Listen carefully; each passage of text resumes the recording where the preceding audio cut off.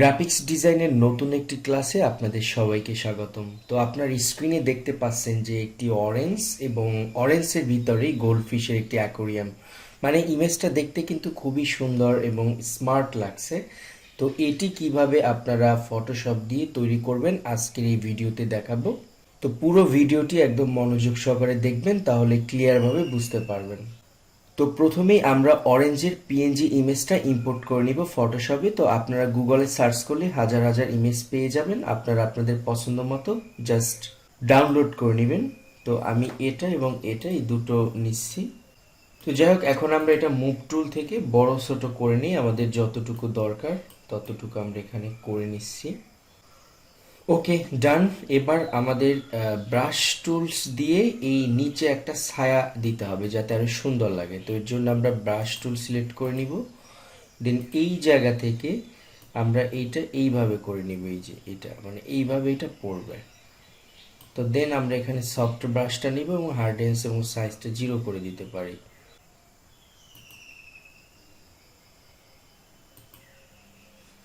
এটা জাস্ট একটা ছায়া, মানে ডিজাইন যাতে সুন্দর হয় তার জন্য একটা ছায়া আর কি। তো যাই হোক, ইমেজ যাতে আরো সুন্দর হয় এর জন্য আমরা এখন এই ব্যাকগ্রাউন্ডটা সাদা, এটাকে আরেকটু কালারাইজড করব। এখন আমরা কমলা কালারই নিই এই, এখন আমরা এই কমলা কালারটা এখান থেকে আমরা সিলেক্ট করবো, এই যে উপরেরটা।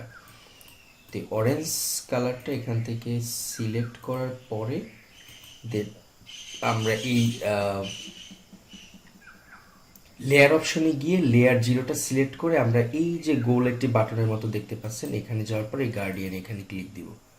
দেওয়ার পরে দেখুন অলরেডি কিন্তু চলে আসছে। এখন আমরা এইটাকে জাস্ট এই যে রিডাইল এইটাকে সিলেক্ট করে দেন আমরা এই যে রিভার্স এই অপশনে ক্লিক করে দেন আমরা এটার কালারটাকে ঠিক করব আর কি। এটা ঘুরিয়ে এই যে এই সাইডে দিয়ে আর এই যে এই স্কেলটা একটু কমিয়ে বাড়িয়ে আপনাদের যেরকমটা ভালো লাগে সেরকমটা করবো। যেমন এই কালারটা আমার কাছে একটু হালকা চতুর সাইডে, এটাই বেস্ট লাগে। তো এটা সিলেক্ট করে দিয়ে আমরা যে কাজটি করব এখন এখন আমাদের কাজটা হলো এই যেটা এইটার ভিতরে এইটার ভিতরে এটা আমরা সিলেক্টে রেখে দেন এই ভিতরের যে সরিয়ে ফেলবো।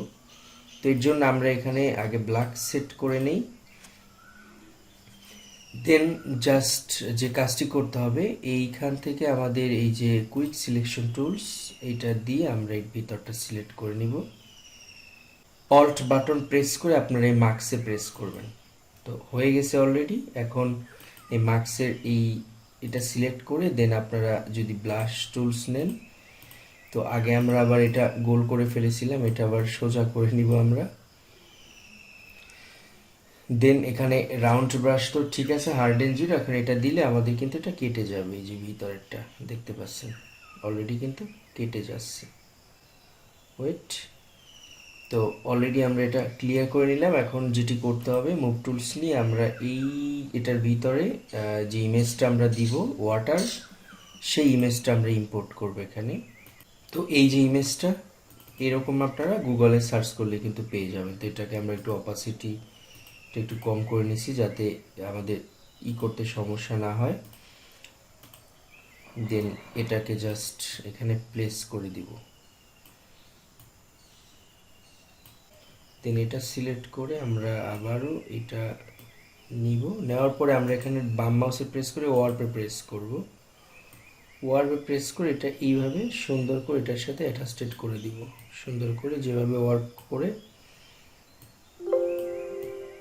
ওকে, এরপরে ইন্টার প্রেস করে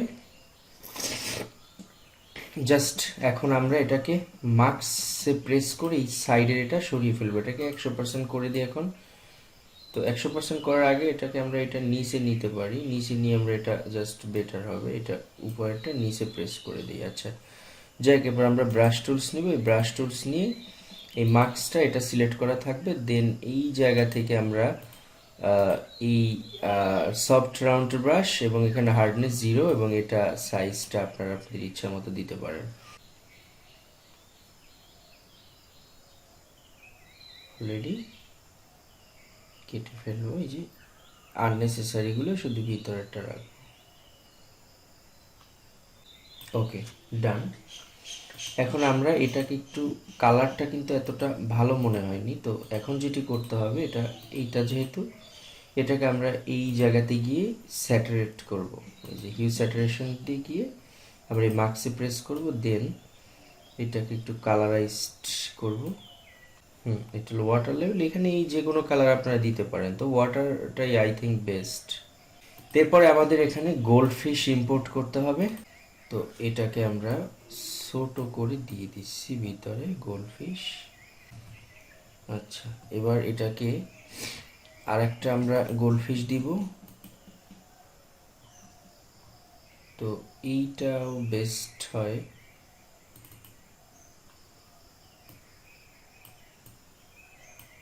এটা একটু ছোট করে দিই। এই যে, হুম পজিশন করে দিবেন আপনারা জাস্ট।